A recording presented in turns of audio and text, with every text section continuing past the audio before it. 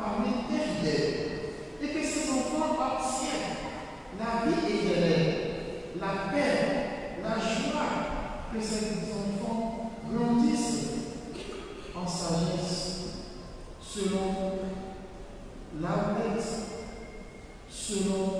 la volonté et dans l'assistance et la protection de notre Seigneur Jésus-Christ, lui qui vient pour les siècles des siècles.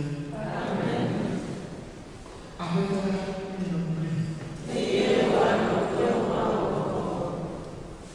Non, toi, les filles, le beau programme, et elle est ici, pour être béni. Amen.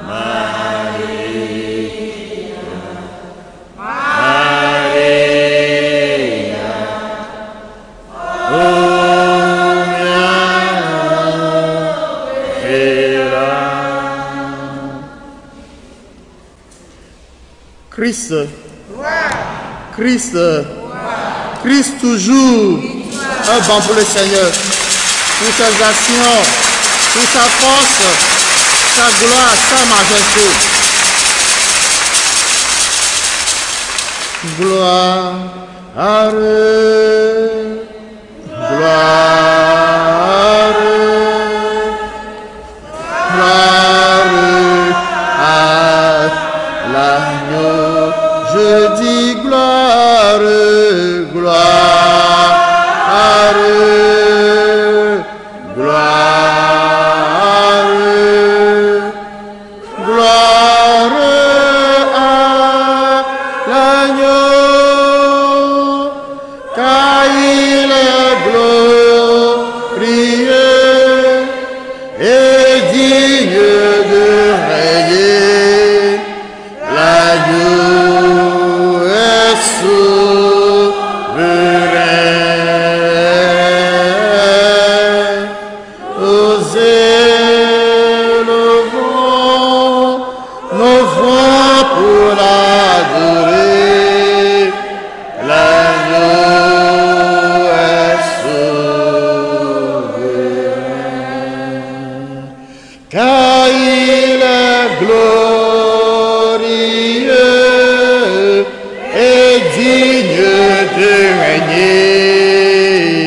L'agneau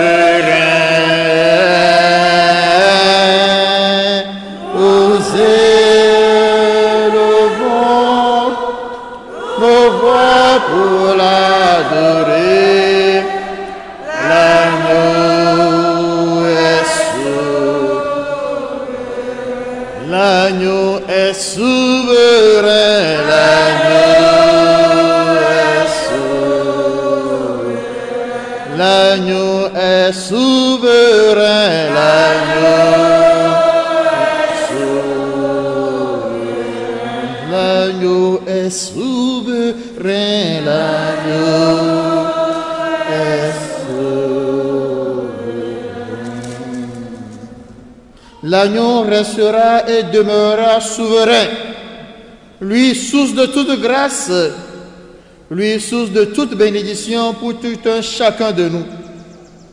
Les bedodera siame, fadak blan le misame, miato miavi yuko le dodokpo yim le nkeke siame. Et nous iko pla na de kento de l'état menao. Donc, quand nous avons mais na be wo be jidudu wa trozu avifa fanao. Donc, amere me badje et toi yo me wa be ya onu ple enua ya fi onu ple to ya fi onu ple noa ya fi onu ple pome e wa ba na be afokude wa je de visiao do be to ade dio Donc, amère le haut domaine, où elle est manya mais battra zou, à Fakuna ou à Dometor de Chiado. Maouike Blonami, l'évangile à Mebe, et nous que Amebeto Matema Wawa, Yaïone, nous que Amebeto Matema Soussou, Ble, et Pemoussewa, Ya Sousui, et Ya Oredi Nami. Il est le Dieu de l'impossible. Ce qui est impossible, alors, est réalisable avec Dieu. Le longtemps, le Christ, mais, il va venir, mais, Bedohi, Nade, Bedozo, Be Amebetodi, et Plonamere, Nado Bewome. Il va venir, mais, Be Amebetola, la Tema 7 Amedo, Allez, bébé, Natem, Avawonade, Ikela be yavaglen afokuvana afokuvana vio afokuvana sro afokuvana pometo afokuvana ameluame okata e jona na tema le dofa e le doma beta dame wa klo yafire wa le siare now e simala tozu fipode now e la tozu kabla me now ezena le monu vovo me donc hi amero dome nyanebe yo doka prenadeo alo kafla nade le yeutio alo nade le nu blem le yeutio e nu gboto ikebe glona enye benabe maune nami si jeje ba menu veve ale be miati ba doje sigbadi agba ele abane le do le mene fo nele e konji yim fo menye nabe palu lem nelo fiati foid nelo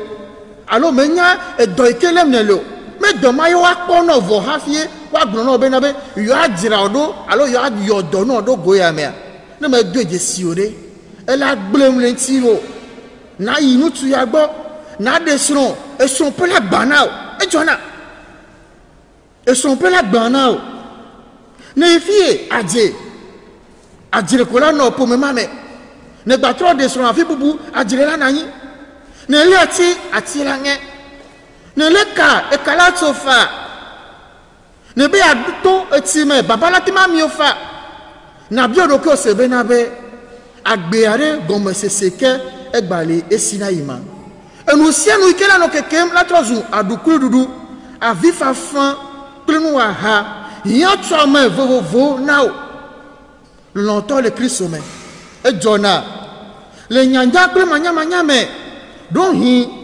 ekplodo donc il va jokloye donc on tourne vers wonade donc menyon eye o benao e journal ne ba gbome e gba le jom ne gbe ke gbe ne doje sibe kaflan ne le eye ne muoni e ne fofo zudo e labe nous serons si Dieu ne ko na be na le jom le Dieu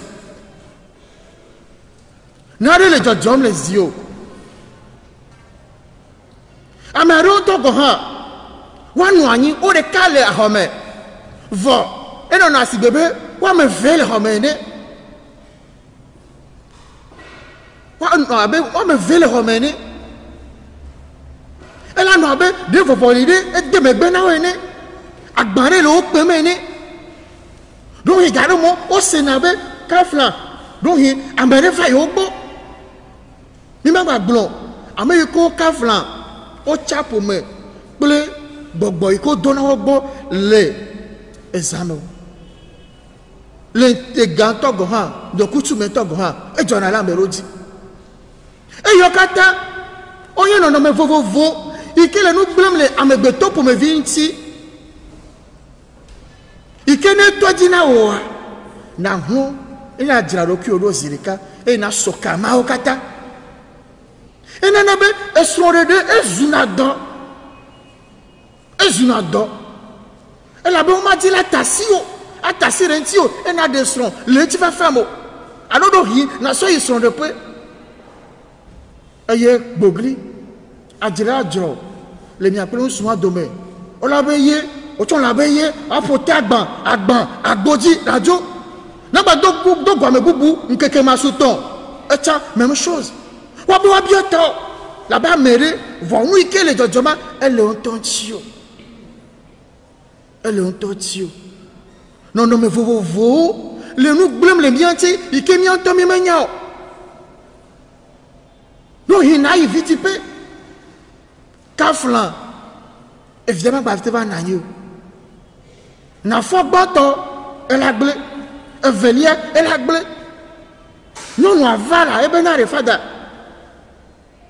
yesro e benare ye mate pe akokuyo elle a blé le kekere me ike kaflan mutua me do la gogoyo ye to yesro me do la gogoyo mutua be fada le ke ma wero ye to sonye o do se na be nkeke areke ya me bagogo ne kase gogo cha kwa na nya ko be na be ajilela na ojojo e be fada me ba bakase kate po me kase e me gogo cha oh consider me yo wa jir fine doa etozru to gbo nye esron le nti na me la me gbe to be poponu vo enya me enu bubu cha me sron ne nu tso me bla godi o dagbe le pomi anti wa do hin wanto ola kaka ameroli ike kafla e wona be do hin amere la perunti vo o ele abe do ble na wo ene vo amike ya perunti wa maye be nu ike wa so perunti wa malio eline vo ne kane e ya to dia kwa bogrijo o ma perunti egbe la perunti son des fausses promesses. Il y a toujours des obstacles qui font que ces promesses ne se réalisent jamais. Et moi, la merci. Et moi, la merci, ils sont pas là, mais vous bonti.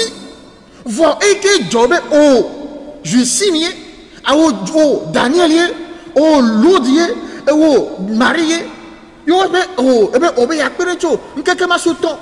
Oh, depuis la première, à maintenant, elle est abe de me balenade que blomda yone. Et nous ben to gonhae. Nous ba bien cha oh, et nyalo ko wa gbono. Et bon, des promesses qui ne se réalisent jamais. Venez à me bouya oh la perentivo. Ne nyama ba ivo kwa nya ba vivi. Nya ba vivi. Amero liike kaflan. Wo be nu me dona di jona me gbere. A fils à fille kotona. Fils à fille ko la betoya quoi. Oh, elle avait des kaflan. Oh, sabedo eni. O ma glonya, e wa do jijona me o. Le ka me wala wa de snoro. Le ko la wa de snoro. Ame mo tongbe, no chonu be yawo. Ku hero nentina o pe. O tenye e doma plato. O tenye dowa woto. E ike wa nyebe o doka. Penade le nyanya ple manya me vo kwa. E vo. So gbe ma gbe ya kwa. Nous sommes ike ne tsobe na wa. Oh novi. Mais Dieu ne dit pas gbero. Tu rencontres toujours des échecs dans la réalisation de tes projets. On a dit donc kaka on m'a pas gbero. Elle a bena nade elle est bio so bobe alors le didi be so bobe na trop encore et na so subo supore nai yese gome e numa menye mawo be hle e kruvi yenye vanamio me be mi ati kruvi me mi akule kruvi yenye me mawo mi ablode e wo mi ablode gbe e wo mi ablode so e wo mi ablode mavo me ale gbegbe nu ike oduna wa eko ina wo tugbari jere to na nkobe yeya ne efon gbe yebe yele 200,000 dima yela poe yebe 100,000 dima yela poe ni amere ba si te la ba na yo ame majesi la ba na yo kwa majesi la ba na yo ya tema to la foefa e nyanu ike yawo e ya poga. Elle a bena, elle so bouboule na, et nous ike les megbe le tso et gane de ETP. Les yokatame na sapé le vent badjo, tu vas vendre ton âme. Tu vas saper ton louvon. Et ton louvon va être sapé. Vos envie n'a pas ça louvon qu'on est à Aure. Eh bien, il faut dire, les 200 000 me disent que ma quoi.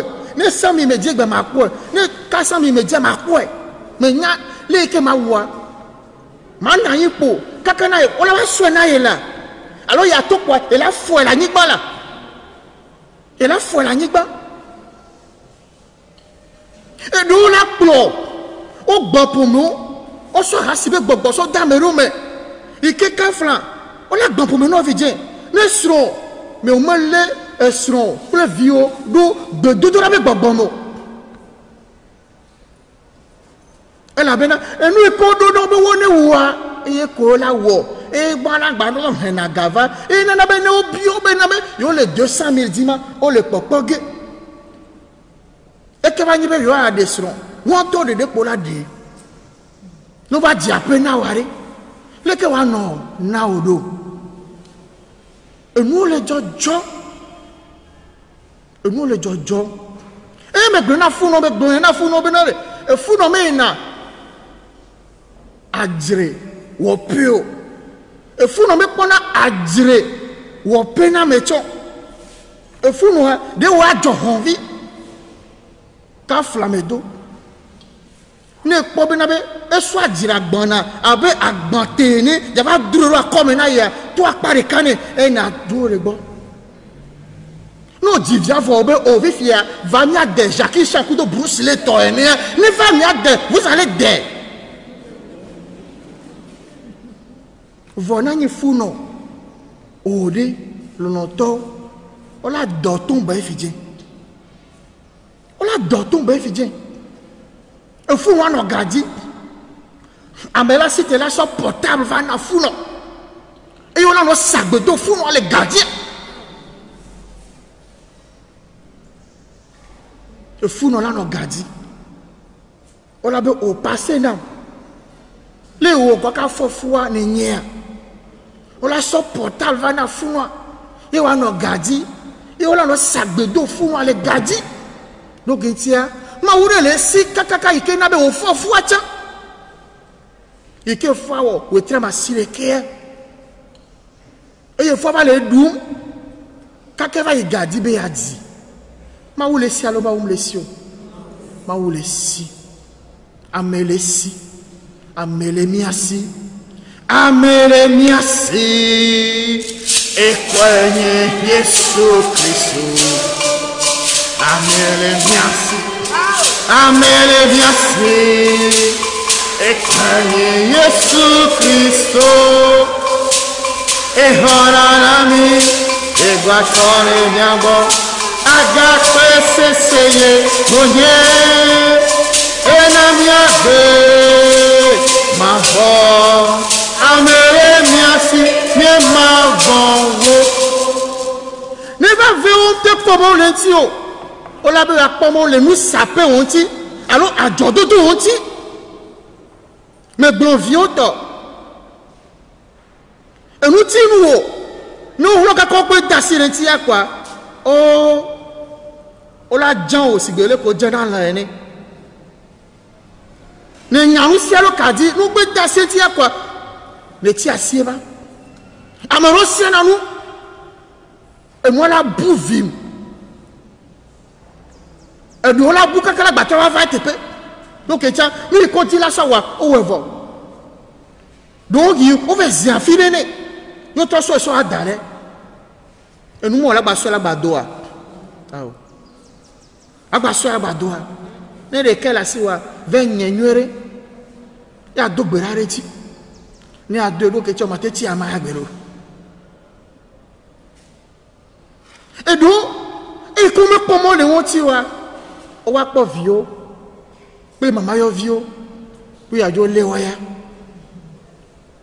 puis a jo lewaya, mais pas tacha ni a glouchon.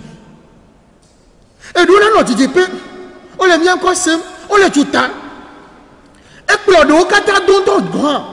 Alors, et donc, il faut dire la parole, le juta, on m'a quoi de Huma ike di mon le o huma ma suasio vo game sunao boro la ko huma o ya so me mo kata so do apeto la be poplote e to le ja e be hu ko ku e be hu wasi de huma vovovo mo alors huma pour me vi mo kata di na o ame yo kata le juta ame yo kata le dono konti e ya mere pe me lo osi o mon tobe djube yore mais qu'elle a honao yesu le kai yesu lo de la yesu lo amare no amare go yesu lo oh yesu lo amare no amare go yesu et le kabe pour la hona wa de beto de siade. Et attends, mais va voir le fille qui est là. Mais va voir le juta non non. Oh maya, mi a quoi, mi a quoi. Et donc il dit mi est, mais on te la tebe mon ami. Et gaïke, mi le dit pas peut-être la nami. Et gamin y en a les co kafla. Et gam plan me beto. Ma wala voix bon ami. Et que mi a ça mi a c'est. Et n'a au lema. Ah mais si doit nous deux.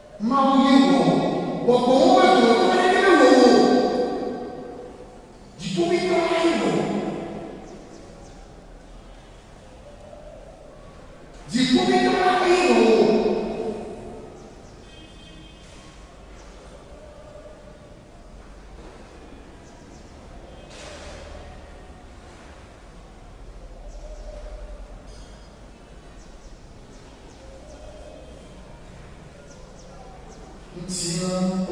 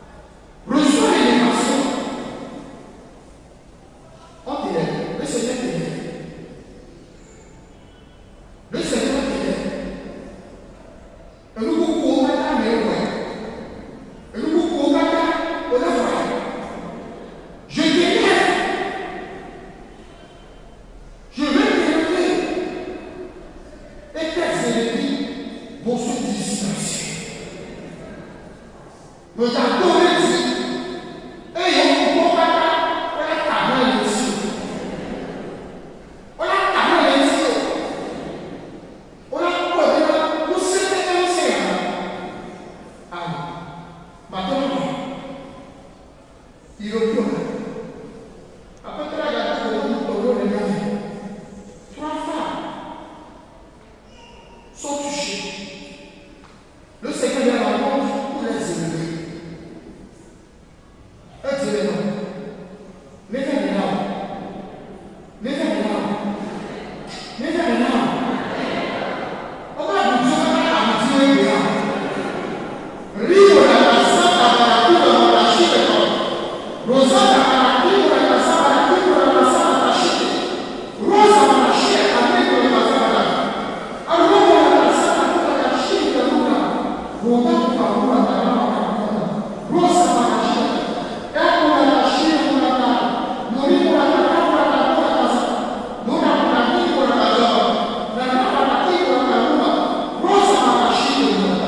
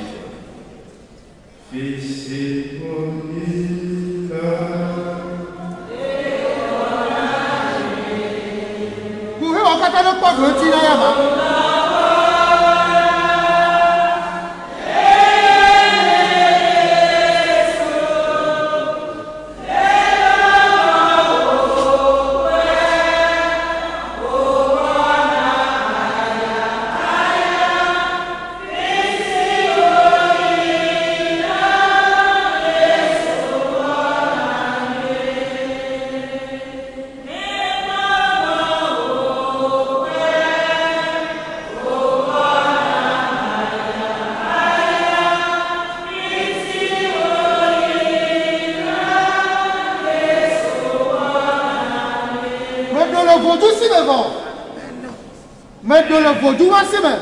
Prie sur le cas à son père, trop ainsi au trop souffert. Un homme ou un sont là. Mia wa ka wo si ame. Mia so mia pe pe ya wa ka Kristo. Mia so mia pe pe ma pe wa ka Kristo. Au sabedon, mais de le vaudou, c'est même. Mia pe ma no wa ka Kristo. Mais le final. Au trop souffert. Le trop mia wa mia pa. Le kasi mia wa mia pe pa oti.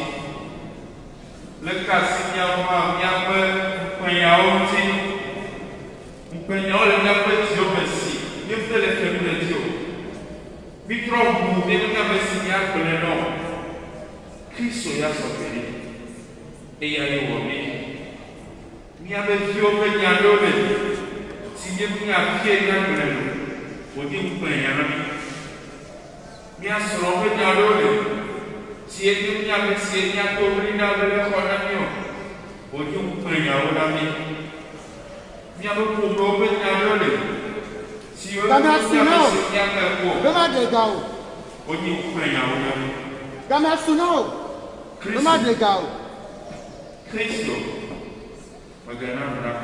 vraiment des gars là. De là est sur Cristo.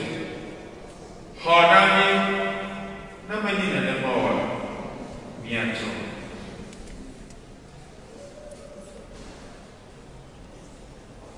Cristo s'appelait. Elle est bien petite au mot. Bien soigné un peu à Baouane. Où s'entend le dometo? Bien soigné un peu à Baouane. Un nouveau café micro. Ne vous plaît pas, Cristo avec quoi la colère. Ne vous plaît pas, Cristo avec quoi la colère. Après toi, il t'a dit. Après toi, il t'a dit. Après toi, il t'a dit. Ribo la zanta beshite. Rosa barashila wurata. Robo la zamba la kashira kamurata.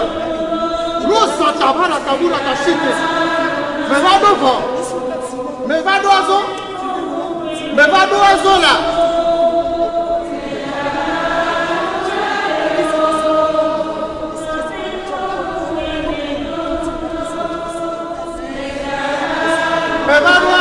Mais va d'oiseau, soignant, ça par là. Mais va d'oiseau, bon. Mais va d'oiseau là.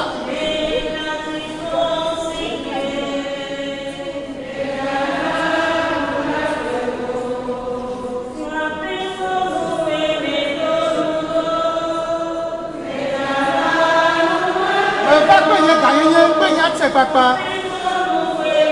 Oui, que Dieu là me soigne là.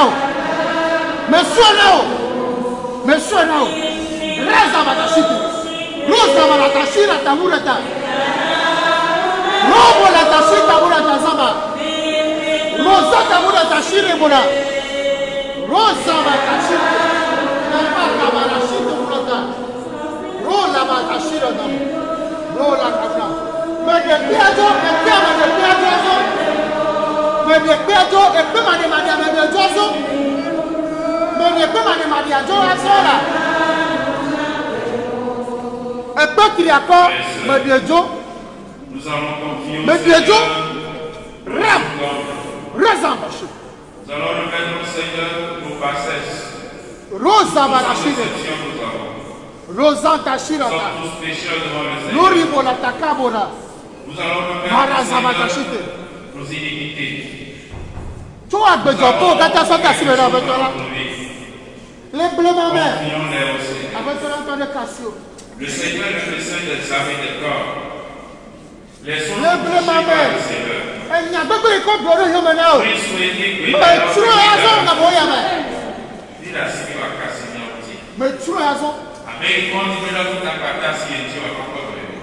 Cassir le locoti. Cassir le locoti. Seigneur, il était pas d'accord. Cassir le locoti. Cassir le locoti. Laissons-nous toucher par le Seigneur. Et comment est-ce que le poteau maintenant? N'ayons pas peur. Le Seigneur vous rassure de sa présence. Comment nous sommes battus à ça? Tu as peur de voir ce moment. Et comment est-ce que la nom maintenant? Si on peut mal la nom maintenant. Et si la nom maintenant? Laisse-toi toucher par le Seigneur. Et si la nom maintenant? Laisse-toi toucher par le Seigneur. Et elle est fière pour la nom maintenant. Elle est fière comme on y a même.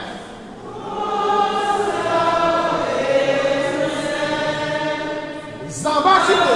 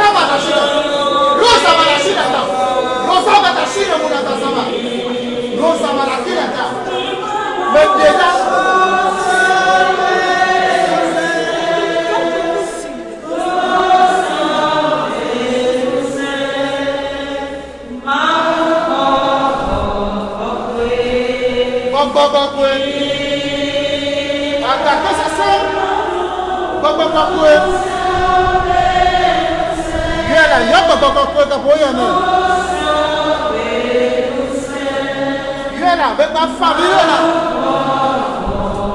Il y a le premier catati. Il y a le premier catati. Il y a le premier catati. De nos enfants, de nos frères et sœurs à l'étranger.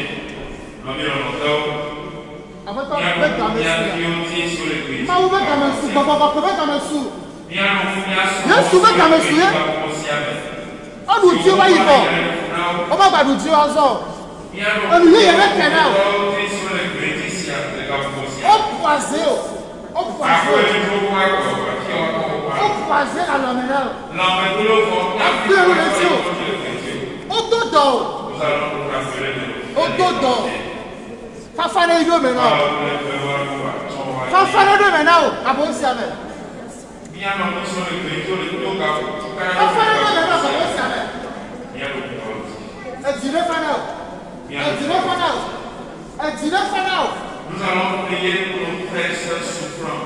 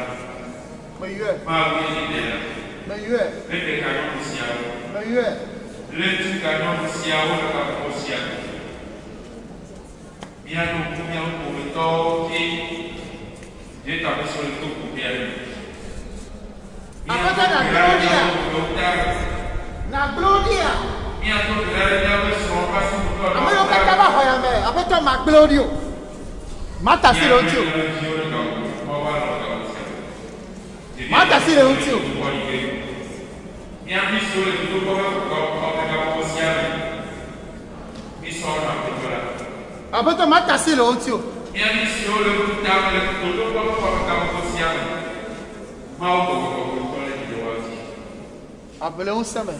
Est-ce que voilà,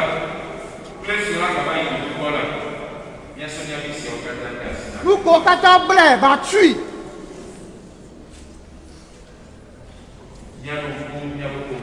Nous contactons blé, battu, non, azo. Si aussi la main de Grèce, aussi la main de Kaka, bien sûr, c'est ma de gao, et ma tuo. Il est tout donné à moi là, ma tui là.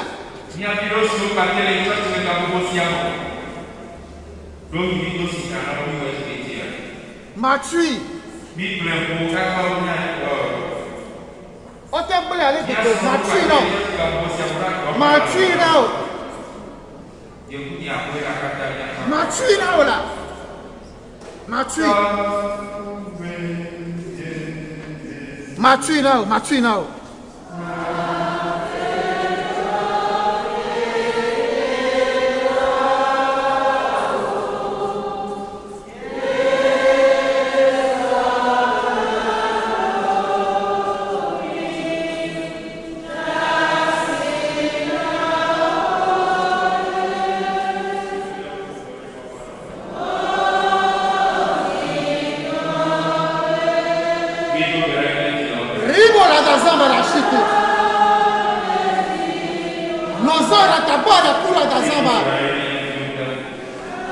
Rosa va la chute. Dis pour vite la table de le coup maintenant.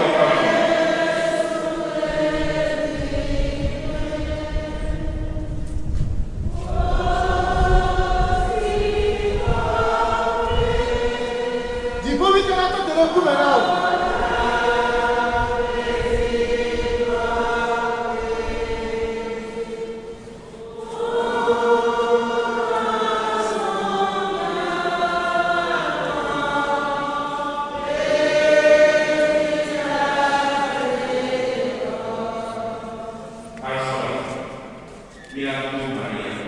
Dis pour vite la tête et le coup maintenant.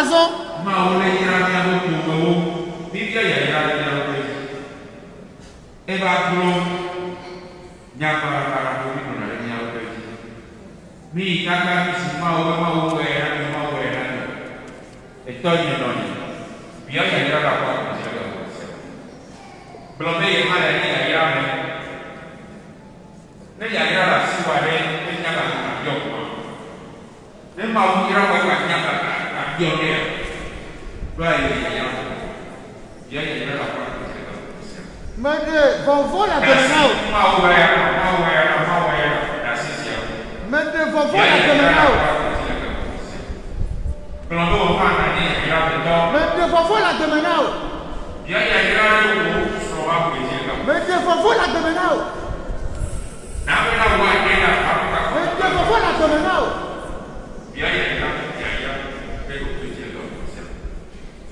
Mais devant la demenao. Adawa ikobo ando. Mais toi adawa comment? Mais toi adawa comment?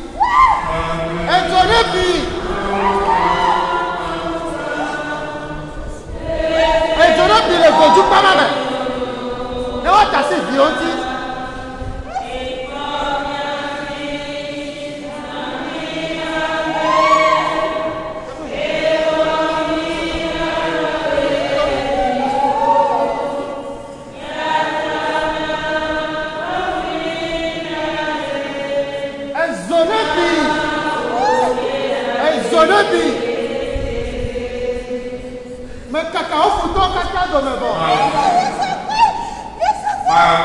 Mais cacao photo caca de me. Mais cacao photo caca de me. Cacao de me. Mais cacao de me. Quoi quel est le mama y panao?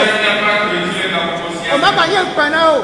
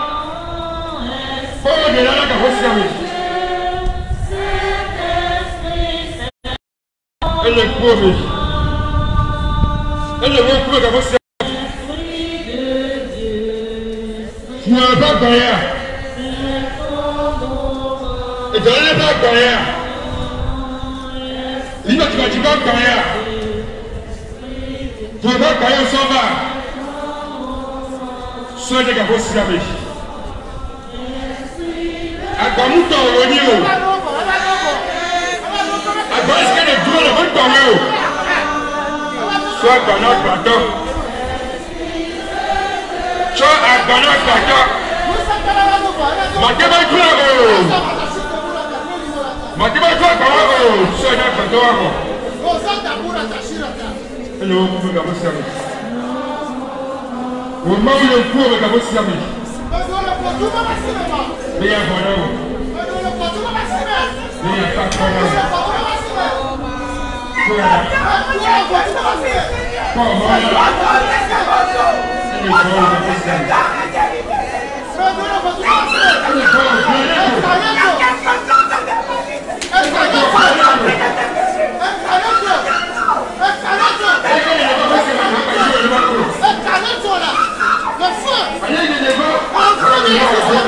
Dans la puissance de son Seigneur.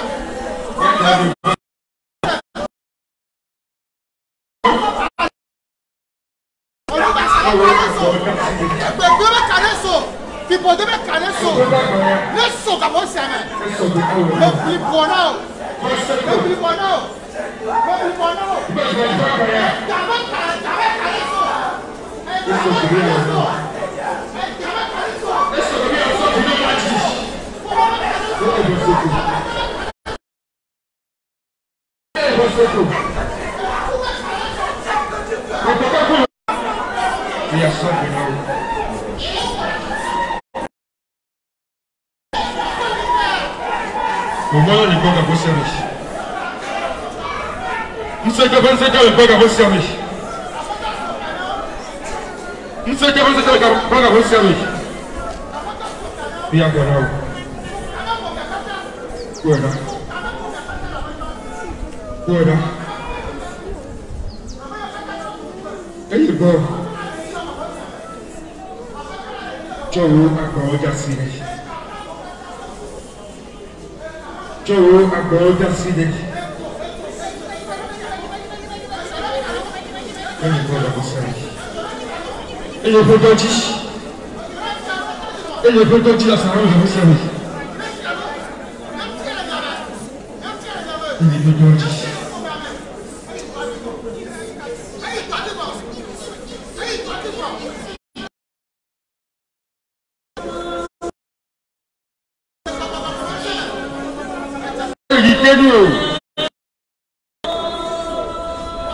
Au moins, là,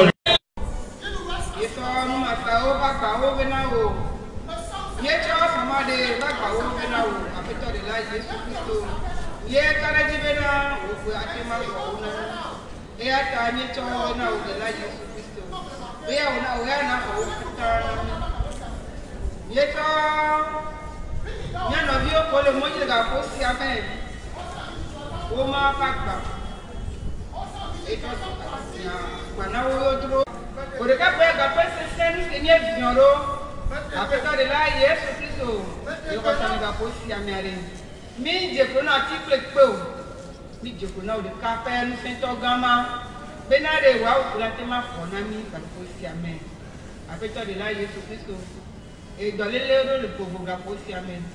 Déviez-toi pour nous avec dans les gaposi amen. Avec toi là Jésus Christ. Ni edro pas la fille demna wa pito. Do ko la tema ko na ni gaposi amen. Avec toi là Jésus Christ. Dans les lèvres go banami. Mien no veut dans point gaposi amen. Omo kwa le tenta de la pratique na wa pito de là Jésus Christ. Va mi kalo di oyare ni so pata na wa do la wo na mi gaposi amen. Ya tema je to na kwa si amen do gaposi amen. Pito de là Jésus Christ. La bena wenye ni seto kama wenye bana metama wenye ka pete ta tenye dondo emi ka yo sa bena de emi to iba gba o ko le nya ko le ka ko si amia to na wa la ko na me ko si amia pito Rosana Baradura Tazambara Tabara Kibora Tambori Mola Rola Shiraka Lora Baradami Razamba Kaboko Borata Kanaka Nori Mola Takana Borata Kanaka Ebuare Guado Ebuare Ploti Limona Saba Non, vous l'attachez là. Donc, vous allez, il doit dire. Mais il doit dire. Mais il doit dire. Il faut faire ça. Dans ma calonne, non, il m'a la cambo. Dans la caboula, non, il m'a la caboula. Mais déjà, non. Mais pas pour me déjà, non. Mais déjà, là. Maintenant,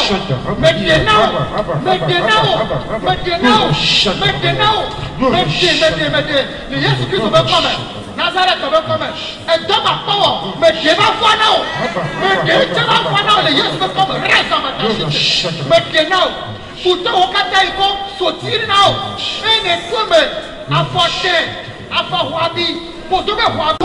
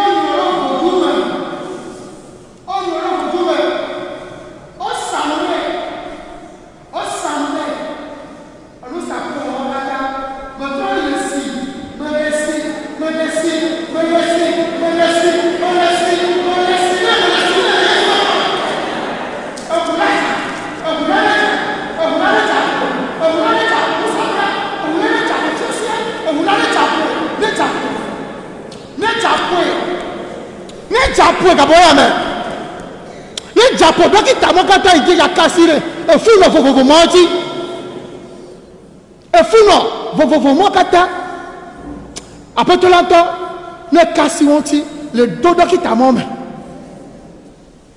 On sort nous sommes tout vide dans là.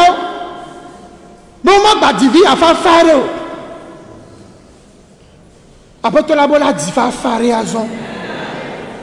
Et bon la dit faire faire raison. On l'a dit faire faire raison. Nous vitons. Au sac de dos. Bon ma porte dans la wall. Après tout la bonne la porte dans la wall raison. Le quelqu'un qui banagbe. Et donc il dit molé. On me l'aime de mon domaine. Et la benne après tout on a nous prendre amour. On la coué. Elle a choisi. Amare va plein nous les. Ni en vire bon. Et garo me gare au soit plein à nous. Voilà le gare mais. Amea ebudwe. Moi bien amea kou. Amea le. Vo amea budwe. On va se na bien encore. Va au cuiller. Au cuiller avec bébé. A mémoire de cas. Ben nous m'appeler. Elle est nabe et fallait y fendi. Et il fait ça d'atron. Après tout la même tourne be. A mi avana. Trop jona. A fait au vado dans coube. A me rechale et plein le si. Au cuiller. Après tout la même tourne be. Et nous boubou yo kata ble la gbemene. Il y a trop boule bovane. Il y a trop boule bovane. Aménia no viere et de son le pomere mais il que odona voulu le pomere mais après tout là et ben deux reti il y a trois souhaits soit daro et ben te peut le pomere mais et trois jours pomere ben yonou aye si gbele ke on la sort dans nous fia, a donné nous fia zidi et ne le pomme mea. Et ne marqué 200 fois. A rien tu mon nabe nabe. E gain. Ma oube gubo. 300 daro et tepe. An me buna mere ale gbegbe. E kemi gbale gbegbe e gbale dui ale gbegbe. An me gbale dui. O pokula no me na mere. Après tola be kasi amemo katanchi. Ni no vie la de jesibe. O sotiri dale nai. O sotia dare ne. Vo. Afi baba to me a. Et la pobe na be et tia me gbale fimo. Alors le ko kware me gbale o. Après tola ntobe ye wo don le fima. Afi o va to me. Vo me de jesio. Vo egbe e do ike le mo le a. Amere la va to ne be na be et tio so korene. Vo me de to me. E nu ike di mo le a. O me potani o. Le keke iko banagbe. Amere le miame. Ike adawa gbogbo. Be o sadwe avec gbesane. Adawa gbogbo o sadwe avec gbesane. Après tola be e kasi et ta do l'élément nchine. Bien en vire Eva kudo amele juta be homa be hoho. Ike kafla ele juta voa ele abe kafla ame manu amesi alo ndebe me le jeji no. Eye do higare mo badona ike ame awu ame ntoro kui l'esprit de suicide awu ntoro kui eno na gbemene après to la be ye dagbele nti ta popo ya me ame bubu ike le gbedi etia e va ple e be homo be wowo be ya kpo homa ya ho e ya te ma vo enani enu jore di le du ya me vo homa me le su ma te ma gbo après to la be le keke gbona gbe ye to ya hu agbo soni owo nu ple mi adumeto gbogboro ba si ale gbegbebe agbo otu domi otu agboro otu agbo adomi otui amegbeto tui ewo nu tui e agbo mo le tutu kaka na ba seregbe eso amegbeto be ta mesese ple anyra wota Yesu be to ye no Maria ikeme yo le gbedodora me apeto la ntobe ye no Maria ento di sato mi ado ento de siade me eye o fu agboa na amegedo le miame ma mere ko ma me to ma ma to amegedo le miame ikeme no Maria e fu agboa na Maunto na yebe doji da se sididi ila wegbe ama yo doje sinade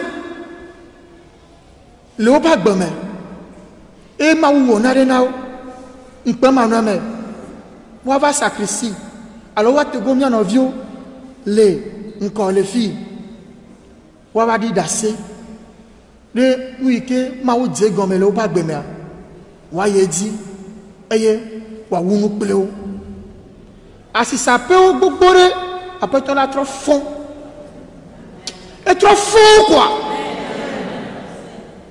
o gba kekekekeke e do jagoju après ton la ma to na ibe mu hia be bia gbanya ameke wo ne be mu akudomi vo npen iko jire ba du ne ba gbejia npen a ela tro yinawe mawu le domi sen mi ati titira aso ape dada kafu dodore di nu ke wo na mi e gamati ma plo nu ke wo na mi e worudu matema he fene o ase toto matema he fene o ento le do te pena mi do to le siare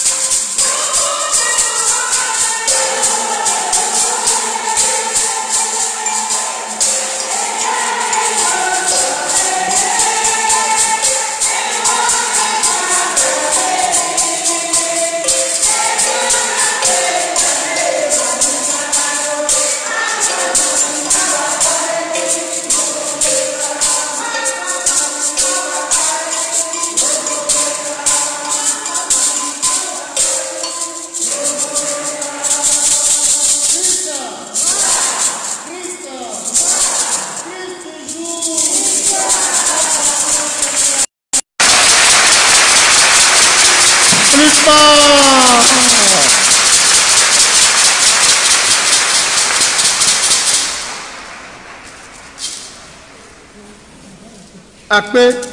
Akpe. Egbale blanqué. Ame yodi la di dase. On est va mi agbole encore. Allo, on est y sacristie. Ne ma où on a meya de odona akpe na eyama. Egamati ma pleu. Nous ike ma où on a mieux. Et nous ike on a ok domien. Esuoho mudadia. Esuoho mudadema. Eya suoho la. Etonyo. Esu. Même ya do ba pe sona eyama. Ne trop dime enyae. On va trop dime tia. On la ba ponya son ti o ya gbe. O sanu tia enyae. On va se o tia enyae lo. O po vidi enyae. On va po de pepe be adi o tia. On la ba ponya. O bo mu le fofo. O ba fo tia enyae. On a belé que me fou, on a entendu les zoro et l'homme. Et fou le cas de fou quoi. Château, on a tout le camp boy. Mais là, on dit, viens de voir. On va dire, frère, et va toi, Zounia. Et qui va venir à marrer. On t'en doit veau. On t'en doit trop d'imé. On t'en doit royer soir. Et là, va toi, Zounia, là, mais l'autre. Nous, va dire le vivitier, mais tiens. Et il a le foot. Je suis à ma voix, mais pas vous arrêter. Je suis là, mais pas vous. Je suis à ma voix, mais pas vous arrêter. Je suis là, mais pas vous. Mais pas vous. Je suis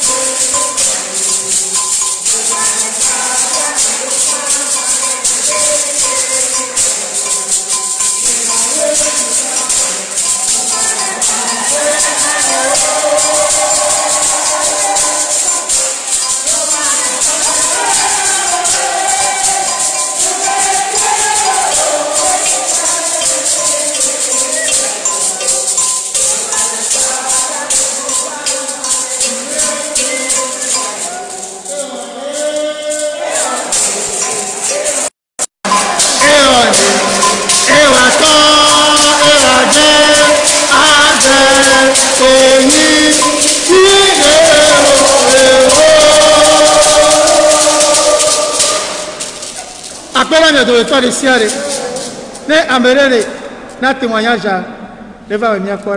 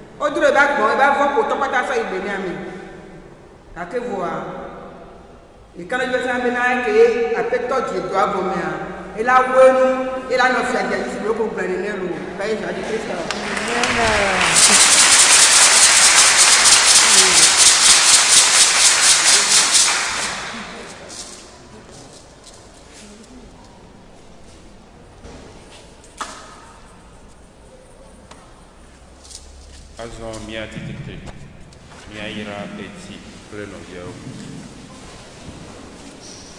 Mia ira esi,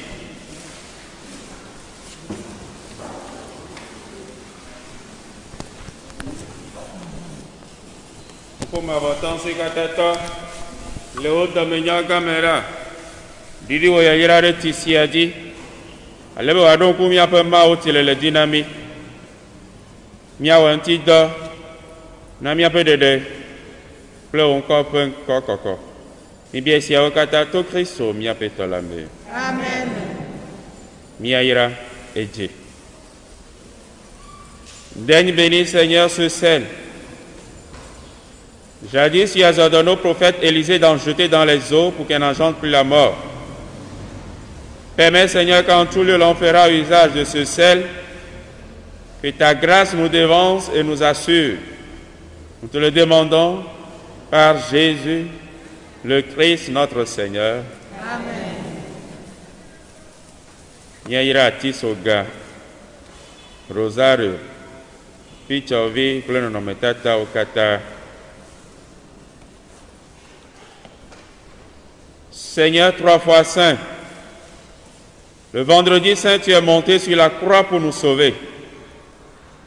Le vendredi saint, ce n'est pas le bois de la croix que tu nous as racheté. Humblement, Seigneur, permets qu'en tout l'on fera usage de la croix, où l'on méditera tes saints mystères à travers le chapelet, où l'on va te contempler à travers tes saints et saintes sur cette terre.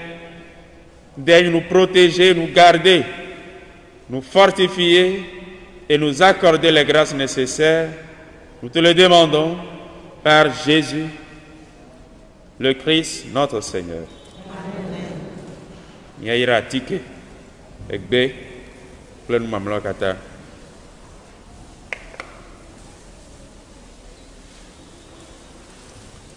Ô Seigneur 3 fois saint, nous te magnifions, nous te glorifions, nous t'exaltons.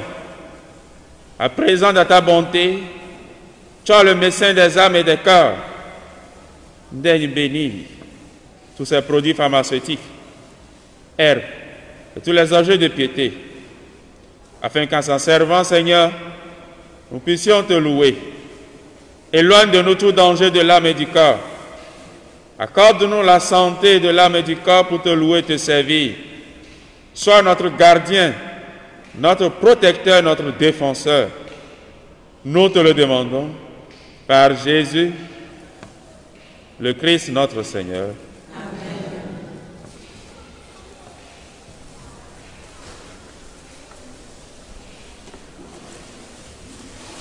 Azomia Hoya Yiraga.